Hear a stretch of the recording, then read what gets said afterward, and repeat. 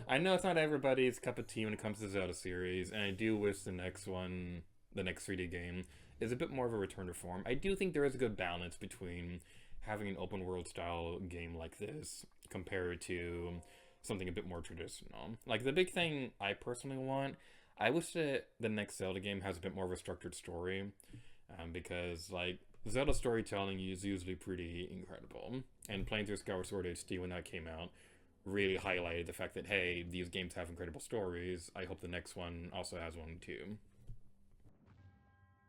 To use as fill in the shrine, I am Monya Toma. In the name of the goddess Oyaa, I offer this trial.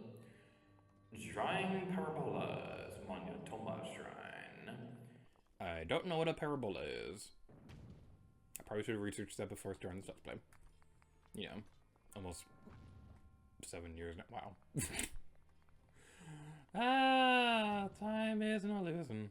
Time isn't a losing. Okay, let's go like this. Whee! Where'd the ball go? Orb. Orby. Orb. Orb. Here's a cute little... Oh, you got stuck. Aha. That is probably the literal least efficient way we probably could have possibly done that.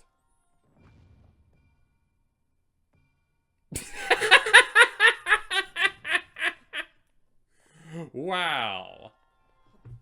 Wow. I love you too, game. I swear, if we went backwards somehow, then that would have been even better. But I don't want to say it's not possible, because I'm knowing this game's physics and how clunky they could be sometimes and things like that. Yeah, that's an interesting thing. One thing that I definitely will say that I wish I did more research on when playing this Let's Play, I wish I looked more into speedrunning categories, because wow, there's some incredible stuff for the speedrunning community.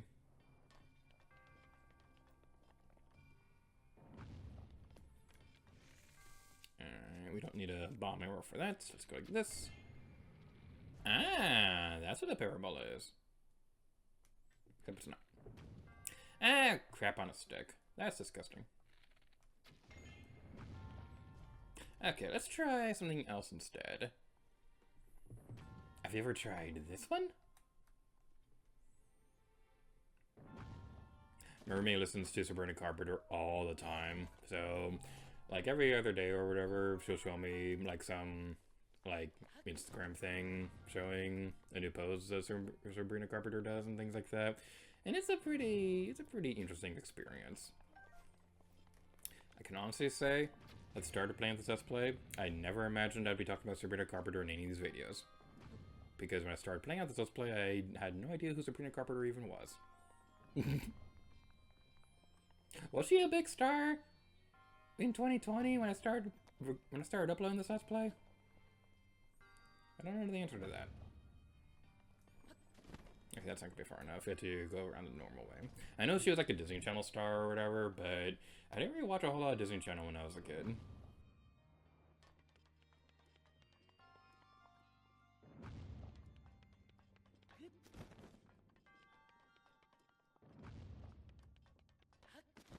The fun thing about that, though, is that something kind of funny, though, is that in Star Wars Galaxy's Edge, where I work, I have this cute little pocket Borg toy that I named Esteban. And Esteban is named after the Runaway Guys joke during their Pikmin Let's Play, because Chuck Conway named the Red Pikmin Steve. And then during the Runaway Guys playthrough of the first game, Proton John named that same Pikmin Esteban. So that's where the name came from. But, like, most folks that I talk to at work and things like that, more often than not, they think that the name Esteban came from The Sweet Life of Zack and Cody. And the thing is, I have never seen that show, like, in my entire life. I saw a clip of one episode, maybe two, but, like, aside from that, I've never seen anything from Sweet Life of Zack and Cody. Okay, technically 3 things. So, there was that one crossover episode of The Wizard's River Plays, but I don't really count that. But, like, yeah. Like, I've never really watched The Sweet Life of Zack and Cody, but that's where most people assume the name Esteban came from. I just think that's one of the most amusing things in the world. And the funny thing about that is that I know for a fact at least one person doesn't remember my name, but they remember Esteban's name. So I'm wondering how much of a common occurrence that is. Like, let's say 5 years from now, if they think back on their time at Disney and they think about, oh yeah, Esteban the Porg. What was the name of that one guy again? I don't know. But Esteban, yay! Oh yeah, and also, I bestow upon you the spirit orb. Skip!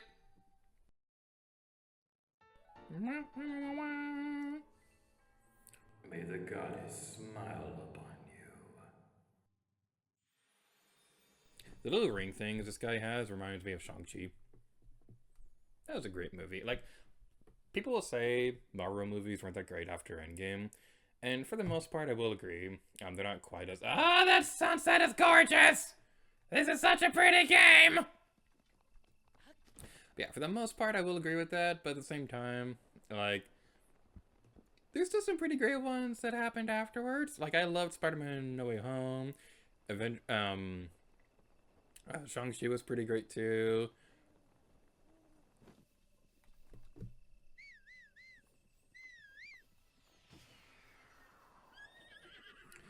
But with that taken care of.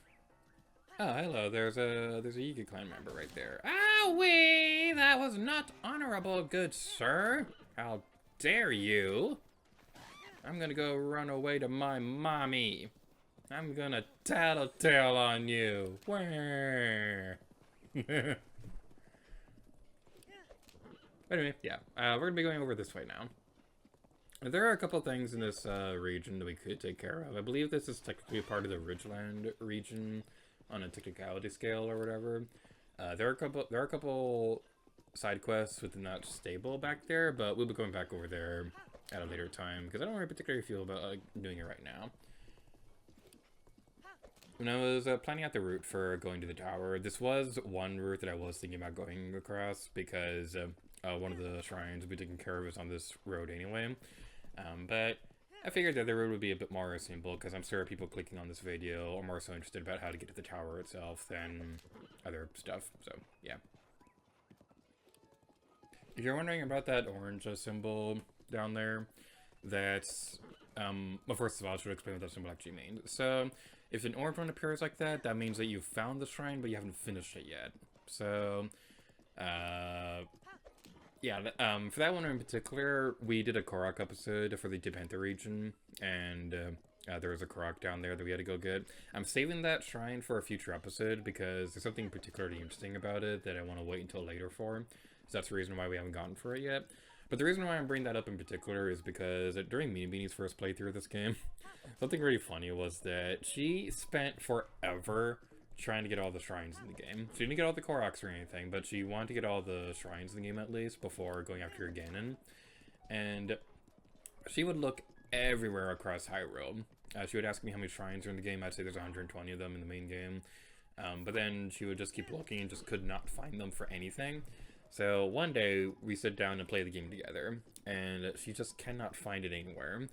So she pulls up the map, and I see that there's a couple of these orange icons, and she, like, I ask her if she has taken care of those ones yet. So I take the shrine, so I take the number of shrines that she's finished at this point, and add those orange things, and I realize, oh, those orange ones are the ones that you haven't finished yet. And she was like, wait, what? Those ones are the ones I haven't finished yet? So we go to them. Pretty much all of them were major tests of strength. She would go into one of them, leave the dungeon, and then just never return to them, and didn't think those were ones that counted towards the ones that she hadn't finished or whatever. And I remember, like our sister Mercury and I, like, we teased Meanie Beanie for the longest time about that. It was so good. But we got a new stable, and it's time for us to take care of another shrine.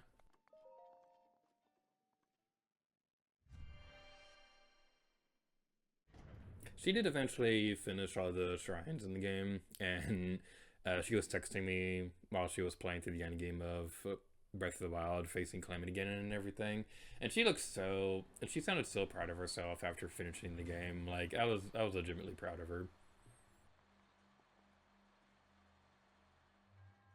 To you that's filling the shrine, I am Oyaa. My name sounds like a failed Kickstarter console. Directing the wind, Oyaa Shrine. I want to make a gaming gallery on the Oyaa so bad because there's a lot of fascinating history with it. Just looking at my notes real quick before doing anything else.